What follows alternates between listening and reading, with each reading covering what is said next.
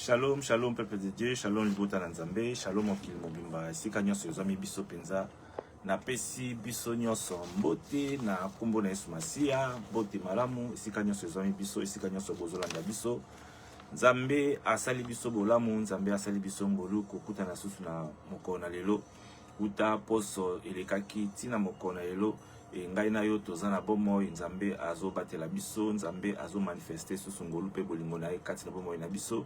Tala mokolo nga mokolo kitoko, mokolo malamu, mokolo penza topusa na kaliboso na Nzambe pona kozongisa matonzi epai na ye, pe mokolo oyo nalobaka tango iso ete tozalaka chargé na ba munitions spirituelles oyo esalaka ete ebundela biso bitumba molili o biso tomona te kati na miso bomoto na tango totambolaka kati na bomoi na biso na tango tovandaka na bavi na biso quotidienne e bitumba ya dongolo miso yaka involontairement atotumboli ete akotumbola yo akoluka na ba problème e ba munitions na kati na biso yango nde esalaka ete biso tolonga biso tozala balongi à toutes circonstances na kombo na Yesu Masia kombo eleki ba kombo nyonso kombo ya lokumu.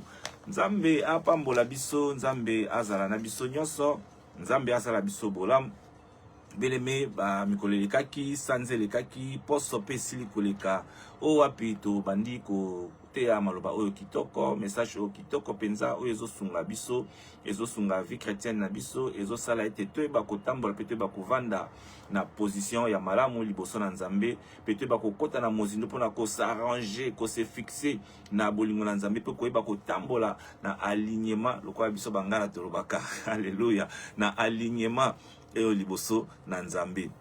Nzamba sala biso bolamu, Nzambe asala biso ngolu. Et tu parles qui na thème kitoko penza tozo parler position spirituelle d'un chrétien. Thème où ezana lokota alifala c'est position spirituelle d'un chrétien et position lo lengeni ya malamu ya molimo koza ya mwana Nzambe kozala. Voilà, na lingala ngo wana Nzamba sala biso bolamu. Nzamba sa bisongolo. Alors na thème o toloba ki moi ebele penza kasi yambona kota na mozindo boyebi lokola mo mesano toko kende ngulu te. Il faut toujours to mitika na présence en Nzambe. Il faut toujours to mi sopa na maboko na Nzambe pour te kolonde atambusa biso nesika o pour te kolonde azala mokonzi pe a régner na tango nso to parler kat nesika o to bondeli na kombo na Yesu Masia. Nzambe na bomo Nzambe na nguya papa malamu éternel des armées kolo to pesi yo merci Yahweh na maso sali kati na bomo na biso tala to elisusu na ngonga oyo pona ko parler na part na au Seigneur mon Dieu mon roi liboso na peuple na kati na plateforme o ina pour Jésus plateforme o epesa mela biso e na ndingisa na yo pote to eba ko enseigner to eba ko partager to eba ko exhorter pe to eba ko gagner ba ame na tina na kombo na Yesu Masia yango to ekotika tango nyonso kati na maboko na onkolo zala na biso Yahweh bokonzi na yo eya présence na yo edemere kati na biso kasi yo lobi na maloba na yo te losambo oya moto masumu eza lokola makela manzanza na matoi na yo ya solo nkolo toza basumu kite kasi soki pe tolobi tosumuka kite tobuki lokuta liboso na yo yango tokomitika na maboko na yo tomisopi pe tomikitisi liboso na yo susu na après midi na lelo mawa na yo emonisa makati na bomoi na biso makila Yesu Masia epurifier biso epetola biso ya solo biso nyonso toyeba kozala sembo liboso na yo na kombo na Yesu Masia na yango tobeleli molimo mosantu molimo na Nzambe yo nde mokonza milimo nyonso o kamba biso lisu na après midi na lelo molimo na yo ekota kati na biso epesa biso discernement sagesse intelligence direction pe orientation maturité na bo Nzambe esila kovanda kati na biso afin que maloba otokoyoka edemereka maloba te kasi ezala message ezala ndingisa ezala commandement pe ezala eloko oyo kovanda kati na mitema na biso oyo kobongola motema ya libanga pe kokomisa ngo motema ya mosuni afin que maloba na yo evanda ezwa esika pe echama kati na misala na biso na kombo na Yesu Masia kombo eleki ba kombo nyonso Yahweh na ekotika lisusu bandeko nyonso o bazana biso o bazolanda biso pe ba o bakolanda biso yatiki bango na maboko na onkolo pambola bango molio mosanto asunga bango et compréhension pe evanda kati na bango afin que maloba o ezala bien comprise kati na mitema na bango et sala misala na oyo kwa yo lingi totindi na bisika bikauki esprit nyonso adongolo miso oyo kopesa lokumu te ko empêcher te maloba o ekende aux extrémités de la terre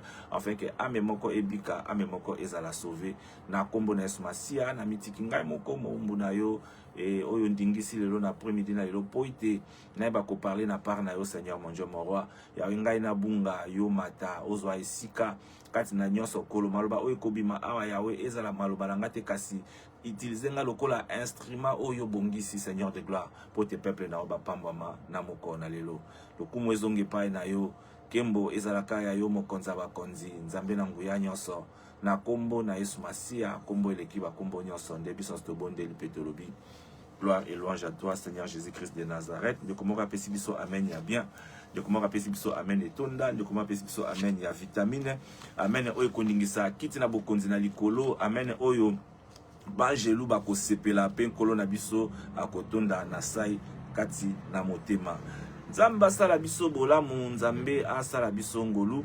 Lolenge na lobaki na ebandeli ete tozo parler thème kitoko penza position spirituelle des chrétiens.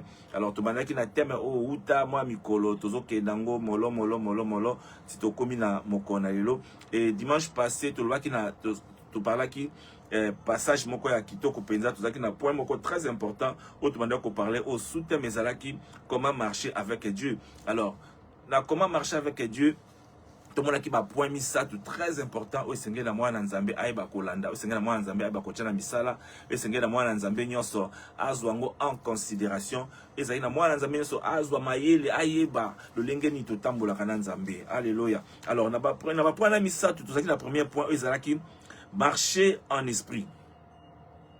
C'est le premier point, c'est qui marche en esprit dans aucun commande de langue sauté au penza landa qui bisoté à quel matin dimanche passé à comment nango ezawana auto pesa qui référence na biso na Galates 5:16 référence monsieur Zalaki na Genèse 5:25 et référence monsieur Zalaki na 2 Rois 23 surtout oya kolanda qui bisoté en tout cas ba verset oyo akene kotanga pe ko fungula sous na lisungi ya molimo mosantu. Alors deuxième point na biso to parla qui ezalaki marcher devant la face de Dieu. Kotambola liboso na elongi na nzambe.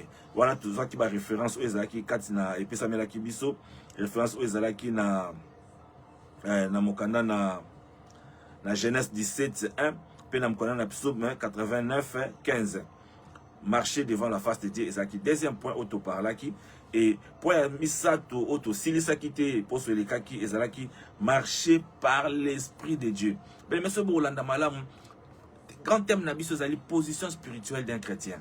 Alors na kata position spirituelle d'un chrétien tozaki na mo ba point suka otunga to lobela zaki na 3 points na bimande grand 3 points na biso na grand 3 points na biso wana et la troisième point na biso yango zaki comment marcher avec Dieu. Et comment marcher avec Dieu na kati nango lisusu tozasu na 3 petits points où c'est très important où sengela ki toyiba ona oti kotanga awa soki na ko bandelango marcher en esprit et marcher devant la face de Dieu et marcher par l'esprit de Dieu. Et ça biloko moko très capital. C'est vrai to yoka ngoka ka marcher en esprit, fait en esprit, c'est un esprit mais to yiba ka vraiment te ko classifier ngo na orientation na biso ya vie ya bana na nzambe. Tala lelo kola sali biso makoki apesi biso possibilité ya kolimbola maloba oyo liboso na bino afin que moi na nzambe nyonso ayeba kozwa lolenge oyo esengeli nae pona kotambola. Alors na osala sous moi récapitulation muke na troisième point na biso marcher par l'esprit de Dieu. Marcher par l'esprit de Dieu tanga ki na mokana na Galates 5:25 pe na Matthieu 16:24.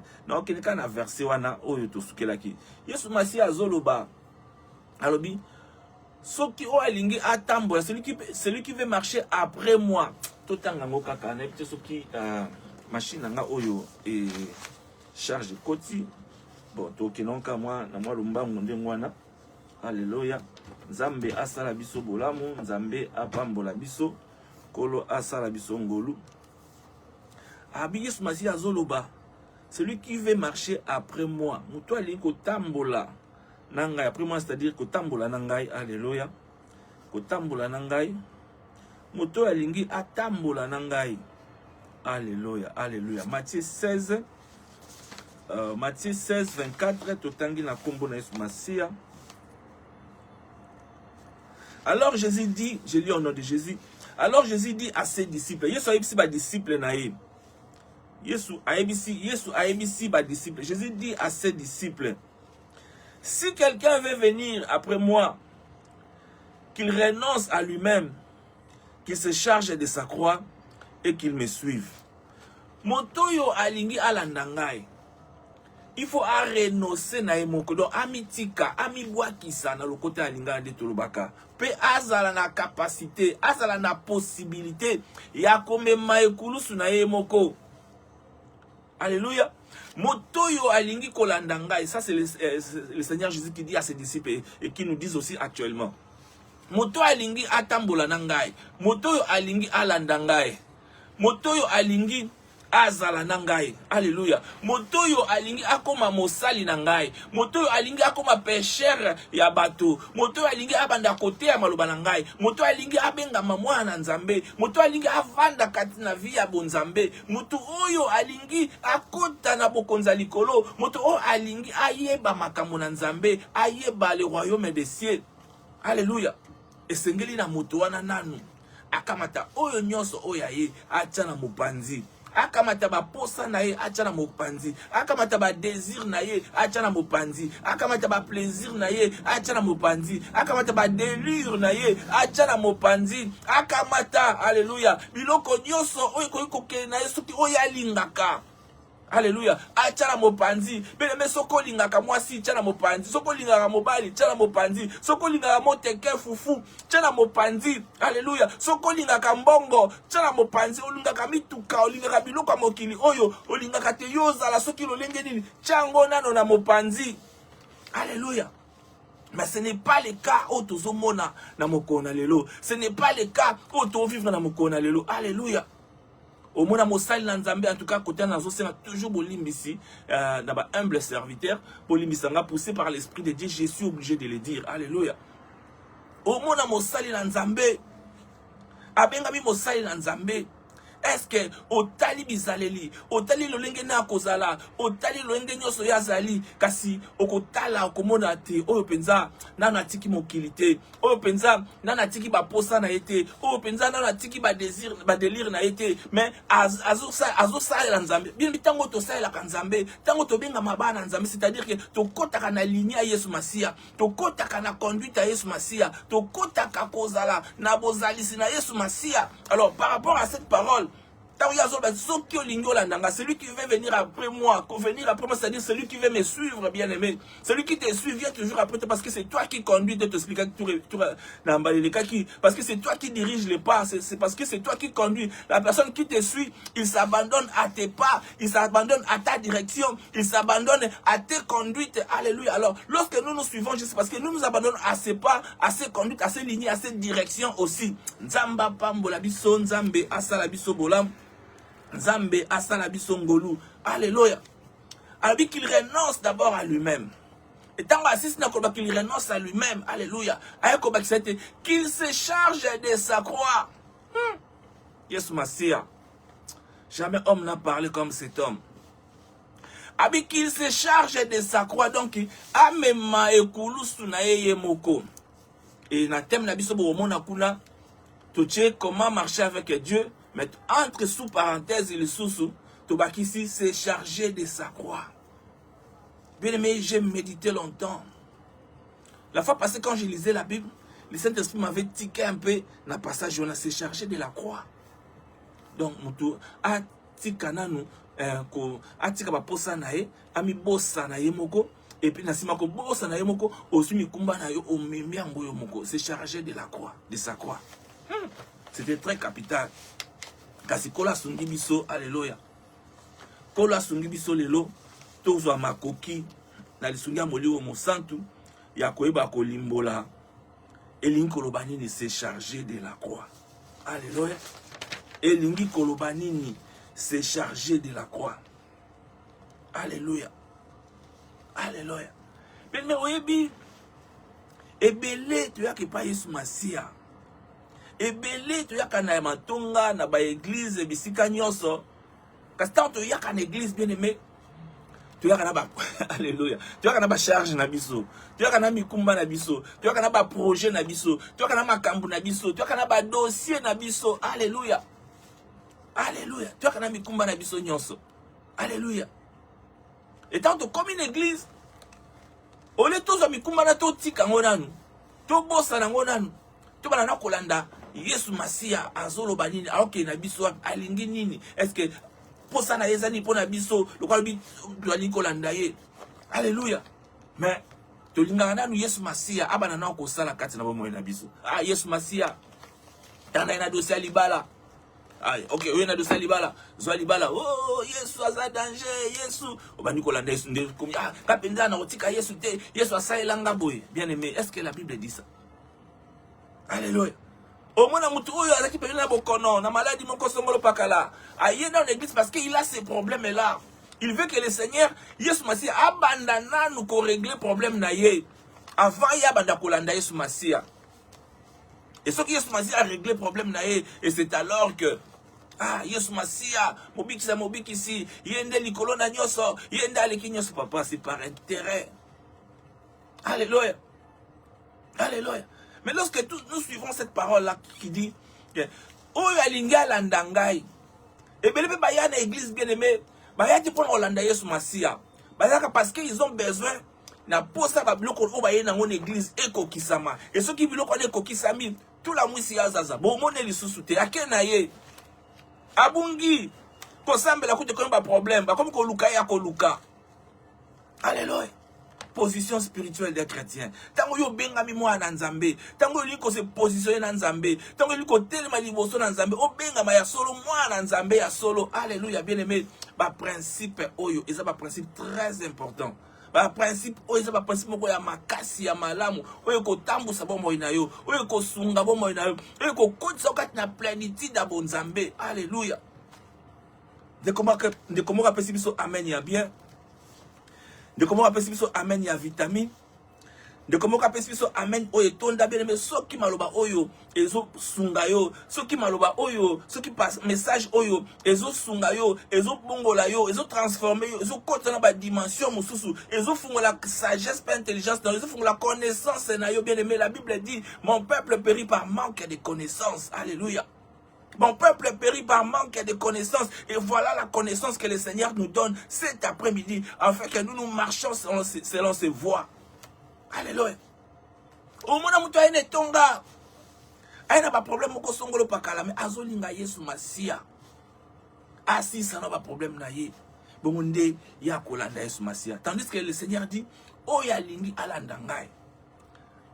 À renoncer non na yo. Donc lorsqu'on dit renoncer à toi-même, c'est-à-dire n'a pas problème na yo, na orgueil na yo, na lokum na yo, na nyoso o yo za tika. Tika. On a vu l'exemple de Pierre la fois passée. Alléluia. Nzamba pambola biso, Nzambe asala biso bolam, Nzambe asala biso ngolo. Alors naka oyo, ce que tu veux battre, tant tu as qu'à ce qu'on église. Est-ce que c'est pour que Jésus alanda biso? Pose-toi cette question. Pourquoi je suis à l'église? Pourquoi je viens prier? Pourquoi je est-ce que le konini? Est-ce que ngani na landa ye to yenda la zolanda ngai par rapport à cette parole là ils a prononcé? Et yango soko koki ko répondre à ma question pour d'abord moi na yo boko et ko talisa yo le linge nini yo ko se positionner na mokonzi na biso Yesu Masia. Alléluia, alléluia, alléluia, alléluia, alléluia. Nzambe apambola biso, Nzambe asala biso bolamu, Nzambe asala biso ngolu. Alors, maintenant, alobi bosana yomoko, mi bosana yomoko, qu'il renonce à lui-même et à se charger na croix nae. C'est-à-dire quoi, se charger de sa croix? C'est chargé de sa croix.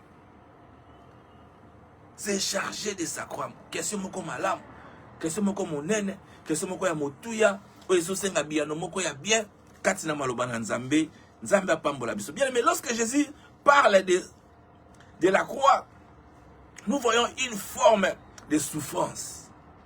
Amen.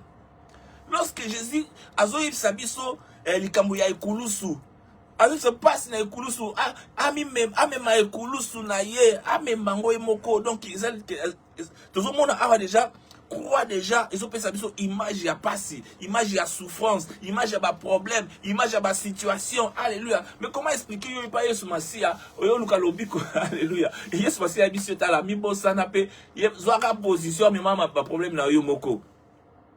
Jamais homme n'a parlé comme cet homme, alléluia. Jamais homme n'a parlé comme cet homme. Jésus, Azaki n'a pas façonné mon corps au solo là. Azaki n'a pas façonné mon corps au loba. Azaki n'a pas n'engagé mon corps au solo. Alléluia. Alléluia, bien aimé. Alléluia. Alors, faut ça n'a animé de l'esprit de Dieu. L'esprit à discernement pour comprendre. Oui, je me souviens de la Bible, souvent lorsque Jésus parlait, alléluia, il parlait en parabole. Amen.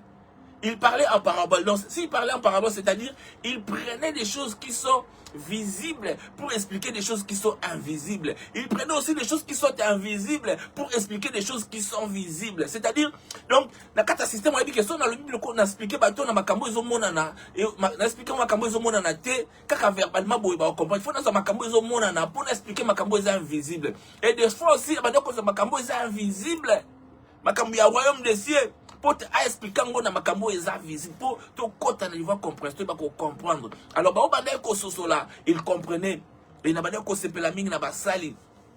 Bazaki soki Yesu Masia azui repos akeko vanda esika mo pona kopema et basali bazaki na souci ali loba. Basali ba banda ko landa ye ya solo, banda ko poussa na pembe na ye, pe banda ko tuna mituna ah maître tala yo loba ki boye. Mais c'est quoi eza ndenge nini pour te comprendre pena lisolo ngo bien te expliquer biso na le quoi toza ba bazate fou les ate to abiso mona to imana ko eba ona mozindo penza. Et c'est alors que au mona tant Yesu Masia matina likolo abiso ngo boza la pressé te ya okene na Samarie, boza la pressé te ya kobima bokene kote ya tant Yesu Masia tomboli yo bien aimé koza la pressé te.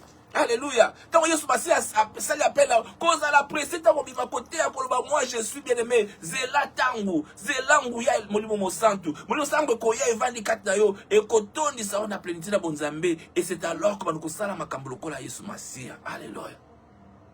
Ya omoni ba yekoli ba vandaki tant molimo mosantu aye atondi ba mona bonzambe atondi ba na présence en Nzambe tant ba bimili banda bili ba ko gagner ba âme ba ko guérir ba malade ba ko sala ba miracle ba ko créer ba maka. Alléluia. Alléluia. Pourquoi pas nous pourquoi pas biso ba na Nzambe na mokona lelo oyo. La Bible dit abongwanité, il est le même hier et éternellement. Azan Nzambe na nguya. Abi suivez-moi. Celui qui veut venir après moi. Muto alingi kolanda ngai atika mikumba pe a se charger na croix na ye. Alors, c'est chargé de la croix. C'est chargé de la croix. Alléluia. C'est chargé de sa croix. Croix tout le monde a formé à souffrance. Alléluia. Bien aimé, laisse-moi te dire ici que ce n'est pas comme toute autre souffrance. Lorsque Jésus parlait, c'est chargé de la croix. Souffrance à croix, bien aimé. Ils ont le quoi, souffrance est bien sauté. Ils ont le quoi, souffrance c'était on a la linzala. Ils ont le quoi, souffrance c'était on a zangi mosolo. Ils ont le quoi, souffrance c'était on a beli maladie. Ils ont le quoi, souffrance c'était oyo na koki ko futa ndakute na zala mabota te bazo cholangai. Ils ont le quoi, souffrance c'était oyo o to koki ko lobate. Mais eza souffrance, alléluia, il y a dimension mususu, alléluia, alléluia, alléluia. De comment rappeler biso, amen à bien. De comment rappeler biso, amen à vitamine, alléluia. Ceci est une manière autre, alléluia, d'aborder la souffrance, un autre état d'esprit, alléluia, quand il faut vivre dans une situation très difficile. Donc, souffrance de la croix et sa manière mususu ya quoi aborder passi. Donc ouais ba passi ezala nango, ba souffrance ezala nango, minyoko ezala nango, mais dimension oyo bazoloba a ya croix, c'est-à-dire netina limbolongo lolini na lingala. Donc ça passi moko boye. Donc, ozoé de la moutuna makoloté, ozoé de la solution T, ozoé de la position T, mais pas si kaka. Est-ce qu'on passe à ce qu'il y a moukete à passe? Alléluia, alléluia, alléluia, alléluia. Passe à passe. Donc, au côté de l'état d'esprit, la dimension état d'esprit, mon robouillé. Ok, osa obligé, vouloir ou pas, il faut vivre en nous. Osa obligé, vouloir ou pas, il faut vivre situation, il faut passer par là, il faut passer par là pour tes situations et qu'il ne soit. Donc, osa obligé. Bien, mais c'est vrai, na ba vie na biso tu as ba problème, tu as ba situation. Moko na biso moko na biso pe alekana na ba situation moko boye. O penza que non, ça en tout cas à mon été.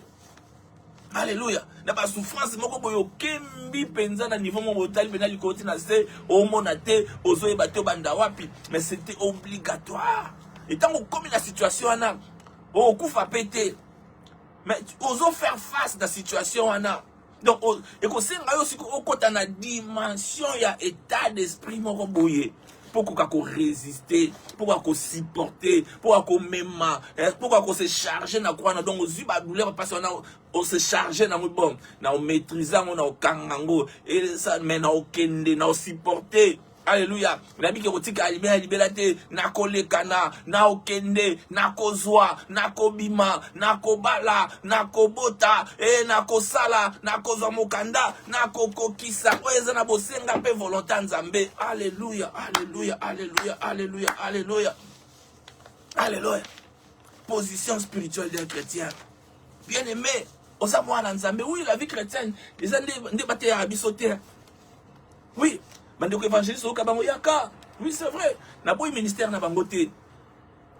Yaka. Et pas Yesu Masia. Okoza Bomengo. Yaka pas Yesu Masia. Vieux Kobonga. Yaka pas Yesu Masia. Salaboye. Yaka pas Yesu Masia. Okokoma Boye. Et lorsque les gens viennent en Jésus, alléluia. Bazoyati pona comment on dit? Comment la Bible dit? Bazoyati pona mi bossa na bango moko. Amen. Mais tant bazoya ayoki évangéliste ba yake pa na Yesu Masia ozalaki na mbongo to koma na mbongo yake pa na Yesu Masia et même l'image ya ba serviteur mususu o ba présenter ka bozwi na bango o ba présenter ka mapamboli na bango. C'est vrai peut-être qu'ils sont aussi passés par ya komi makroa na bango et que ba komba o bazali, mais ce n'est pas l'image ya kolakisa na chrétien o azoya sike pa na nzambe na mutu oza ko exhorter na ame oza ko gagner. Il faut toujours au-delà de tout kolakisa bango parce que vie chrétienne ce n'est pas vie à ceux qui sont le lengi kasi ils en partie au très important au bisoba na nzambe to bosanaka c'est chargé de sa croix. Alléluia. C'est chargé de sa croix tango comme la poana. Un moment donné au monde on dirait nzamba tikio. Un moment donné au monde on dirait nzamba oyo kayote. Un moment donné ko sambela papa ko sambela bana tongo tipo ko réponse pété. Alléluia. Et yango ligolo bateke nzamba oyo kayote. Yango ligolo bateke non nzamba o mona yote. Yango ligolo bateke non nzamba ebi yote. Non. Non, bien aimé. Silence en Zambé, et l'ikolo bateke, abo senio, abo akio, toi tikiote, to comme pas en Zambé, on va oui, d'abord bon de là, ah, na la l'autre, Zamba salinga boye. Bien aimé, c'est différent. C'est vraiment différent. Alléluia. Alléluia. Moumonaka, mouta benami chrétien solo. Bien aimé, soko talié kaka, tu comprends. On commence que non, moutoyo. D'abord, tu as une condition de vie à vivre nango. Tu as l'esprit nazaleli, tu as le lingue na kozala attitude, comportement, manière na ya revendre. Et il s'appelle Azalbi que Aza chrétien. Mais il y a certains chrétiens où il faut tout péter la bango maboko. Il y a certains chrétiens où il faut vraiment tu vas nous tomber la bango. Alléluia. Pas à notre modèle ndakisa.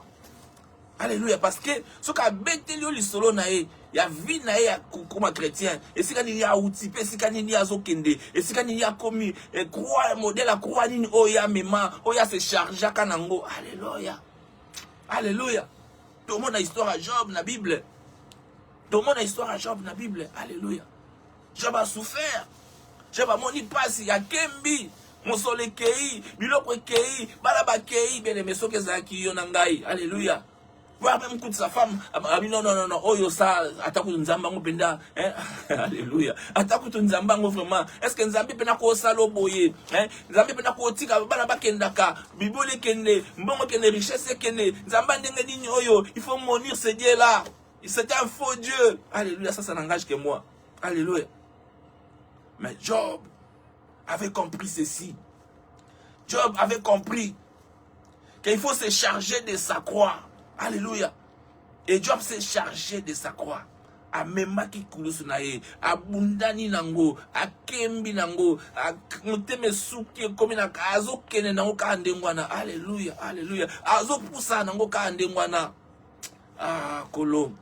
Nzambe asala biso bolamu. Nzambe asala biso ngolu. Nzambe asala biso bolamu. Mais obi ba situation mususu. Bien-aimé, ovani na libota, maman, papa, bana. Molonga ni moko akei. Alléluia, alléluia. Molonga ni moko akei. Tala déséquilibre na vie. Tala déséquilibre. Alobani ko bundana bana. Nzambe.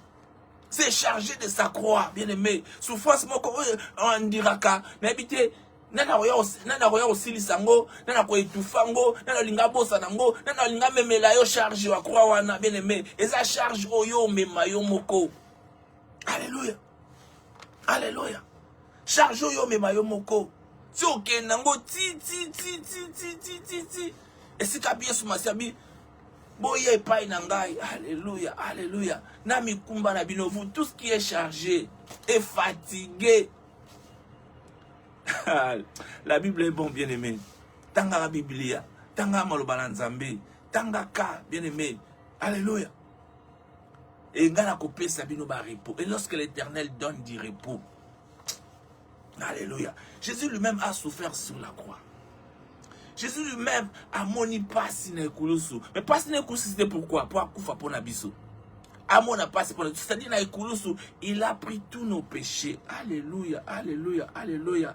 De comment pesi biso amen ya bien. Celui qui a été sauvé par Jésus-Christ de Nazareth. Celui qui croit que Jésus a souffert sur la croix pour nos péchés, pour nous. Il nous a donné la vie éternelle. Apesi amen ya bien. Azu message oyo atindiango aux extrémités de la terre, à partager ango, à même que ils a englouti quelque part, à même que ils ont yébaté, à même que même kulusu, quand ils ont yébaté ko kitsango nengenini, à même que ils ont traversé situation moko boy songolo pakala, o muta ko kopesa sa solution te, o minganga balobi ba yebelo ko ba sala te, o bande ko batali gauche droite babito sundolo liyo, o bazo azo comprendre te, mais il est obligé à passer la situation ana, il est obligé à traverser par là. Alléluia. Nzamba sala biso bolam. Nzambe apambola biso. Nzambe asala biso ngolu.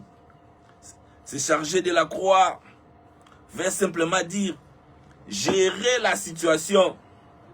Et lorsqu'on gère, on peut manager les événements. Ne laissez jamais la croix vous manager, car elle arrivera toujours. Alléluia. Bien-aimé, c'est chargé de sa croix. Et lui, il va gérer situation à passer aux anangos. Alléluia, alléluia, alléluia. Et qu'on s'est chargé de sa croix. Et lui, il va manager passer. Il va manager, c'est-à-dire que, oui, passer, souffrance, on va vivre, mais ce qu'on s'est laissé faire, pour ce qu'on s'est laissé faire, et joyeux kenayo. Amen. Donc, il faut y manager passer na yo. Il faut manager, donc il faut gérer que en tout cas pas sur le coup comme linga ta situation is aboyina bolo. Super na mitiki ma trop. Donc na osala ndenge nini bon. Pas sur ngoni na loke na ona nzela lo sambu. Alléluia. Na no lala la mabele, na no bonde le panzambe, na otika te tinzamba osala. Pas sur ndenge yelinga boye. Na otika te, na obenga lobo kanzambe. Eyeza la manifester la mo inangai. Si vous kolonzamba au sala ngape na olembate ozo gérer ango ozo gérer situation. Alléluia. Ozo mikumba na yo oke ko déposer mo pa na Yesu masia lubizwa yango yo na okokango lisusu te eleki kilo eleki pasi eleki linga mayele nazo yeba lisusu te. Alléluia. Ndoko moko azo yemba bi makambo lekela kanga mayele papa na memi yango na losambo oyelekela kanga mayele papa na memi yango na losambo sekele nanga eza Yesu sekele nanga na maombi sekele na yo na maombi. Alléluia. Sekele na yo eza Yesu sur la croix. Alléluia. Nangomba. Alléluia. Il a vaincu. Alléluia. Nzambe asala biso bolam. Nzambe asala biso ngolu. Nzambe asala na biso. Bien aimé la passage oyo par rapport à notre temps, tout le temps, vous avez soutenu, mais Colossiens 2, 14, alléluia. botali makamuni yesu azolobela biso kuna. Alléluia. Nzambe asala biso ngolu, Nzambe asala biso bolamu. Bien-aimé, à la croix, tout est accompli. Na ekulusu nyonso ekokisama. La victoire na ekulusu. La condamnation na ekulusu. Alléluia. Nyonso ekokisama, ba maladie, ba situation, ba problème ekokisama. Il faut que ba ko gérer croix tant ozobi ma croix. Amen. Jésus a géré. Jésus a managé la croix. Alléluia. Mutameme l'a été. Alléluia. Mais Jésus a managé kulusu, a kenango, a kei, andimi fimbo, e kote na njube na moto, mopanga na mopandi, sete na maboko na makolo, na moto, andimi. Alléluia.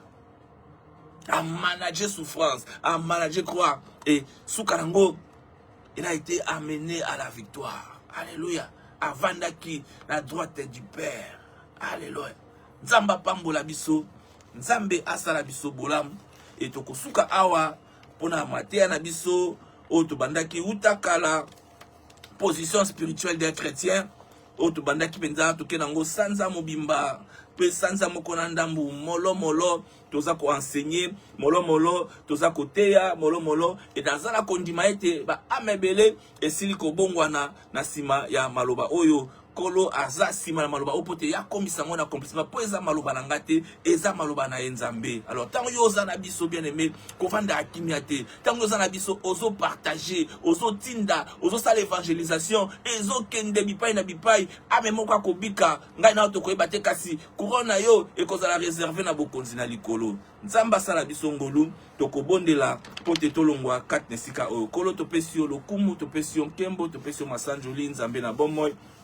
Osali biso bolamu o mokile koyi kosala te, osali biso ngolu utika kepai na yo mokonzi zwana onkembo zwana masanjoli totiki tango nyonso na maboko na yo, to recommander poso o na maboko na yo, to recommander bozalisi na biso nyonso kati na maboko na yo nkolo, bomba biso kati na makila na Yesu Masia, nyonso to entreprendre bomoi na biso kolo ezinga na makila na Yawe na kombo na Yesu Masia, kombo eleki ba kombo nyonso, pambola ndeko nyonso wa kolanda, pambola ndeko nyonso wa ko partager, pambola ndeko nyonso nkolo wa kolanda biso atala mosika Nzambe pote maloba na yo ezwa esika na bomoi na bango na kombo na Yesu Masia, kombo eleki ba kombo nyonso yango biso sto bondeli pe tolobi gloire et louange à toi Seigneur Jésus-Christ de Nazareth.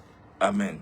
Amen, amen. Zamba pambola bino matin tuzote ya awa soki bozo dans biso boko biso na Facebook te, doza na chaîne na biso ya YouTube Ina pour Jésus bokoti kuna e bokuta mateya nyonso oto banda kote ya banda eza kuna na chaîne wana koyi kokota kotala ba enseignement kili ya kafu eza kuna oyo kosunga yo pona vina yo ya chrétienne to pe serviteur de Dieu oyebini na kote ya te lobilo lengi na ko salisa ya ko encadrer te okoti kuna okopesa moi illustration moi likanisi ekopesa moi modèle lengi nini ya kopesa enseignement pe ya kote ya kolo apambola biso kolo za na biso na tikibino tokutani posto za ko ya soki Yesu Masia zongi na note.